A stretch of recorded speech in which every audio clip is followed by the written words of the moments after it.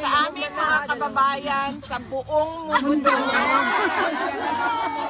Sa buong mundo. Mga kababayan sa buong mundo, maraming salamat sa inyong pagpapakita ng pagmamahal kay dating Pangulong Rodrigo Duterte.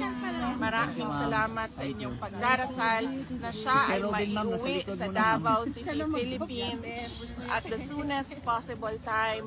At maraming salamat sa inyong pagpapakita ng suporta para sa aming pamilya at sa aming pinagdadaanan ngayon. Patuloy nating mahalin ang ating bayan, patuloy nating ipaglaban ang tamang governance sa ating bayan.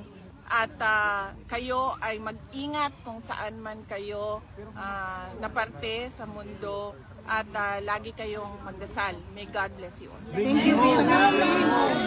Salamat kaayo. Para kay Sir Mans. Ingat ka ma'am, ingat palagi. Okay ma'am.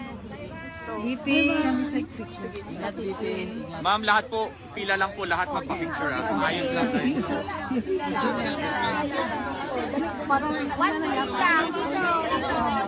Ma'am, wag na kayong magtulakan. Lahat kayong makaka-picture. Ayusin lang natin dito. Pila.